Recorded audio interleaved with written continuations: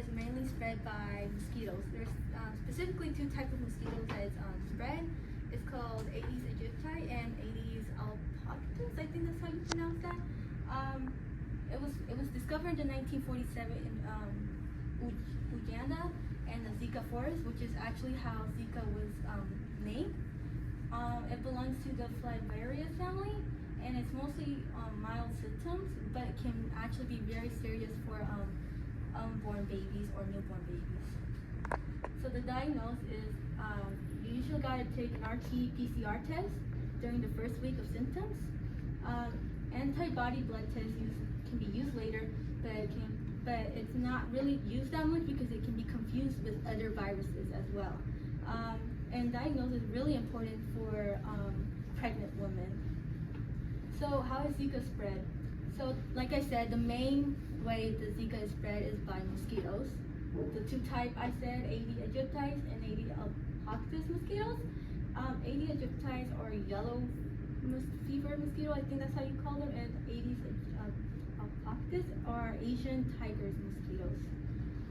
There is other ways that you can get Zika virus, usually from pregnant, like women who are pregnant, and they can get that for their babies through sexual contact, and rarely, but can also get through blood transfusion. So here are some symptoms that you can get from Zika. Most people actually don't have Zika whatsoever, which is sometimes people don't even know they have Zika to start off with. But when symptoms are appear, they include mild fever, rash, red eyes, joint pains, but they only usually last 2 to 7 days. So treatments, there is no vaccine or medicine for these treatments. But what they would recommend is you try not to get near mosquitoes. Try to wear long sleeve jeans. Do not use no aspirin or other nostril anti-inflammatory drugs. Rest and drink water. And you can take Tylenol in case of your fever is high or something like that. Who is at most risk? Like I said, pregnant women are the highest risk, especially because of their baby that are inside their womb. People in warm or tropical areas can get Zika more commonly because mosquitoes are always in warm temperature. Poor areas with no standing water because that's where mosquitoes lay their eggs. So, and travelers for like campers or like hiking people because of mosquitoes and stuff like that. Prevention and control. We should try to eliminate mosquitoes breeding. Try not to use standing water, like I said, because that's where mosquitoes be laying their eggs. Use long sleeves and jeans if you're gonna go outside. Even if you say it's like you're hot or something like that, if you know you have Zika, it's better to try to prevent to getting that Zika worse.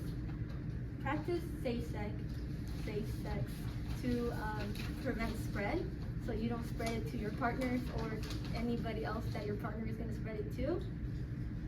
Blood donations, because sometimes Zika can be in your blood, and sometimes just in case the hospital doesn't test your blood, it can be in there and can be spread to other people. Like I said, there is no vaccines invented yet. Complication, pregnancy risk, because of their unborn baby. Their baby can get microcephaly, which means their baby can be born with a smaller head than usual babies. In adults, they can cause Guillain-Barré syndrome, which is when their immune system attacks healthy nerve cells mistakenly, and that can cause inflammation.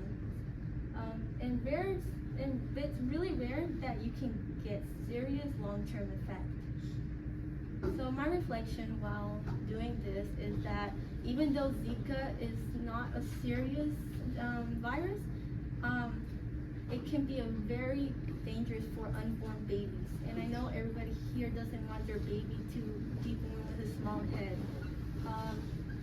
Even though we don't show any symptoms whatsoever, I think we should try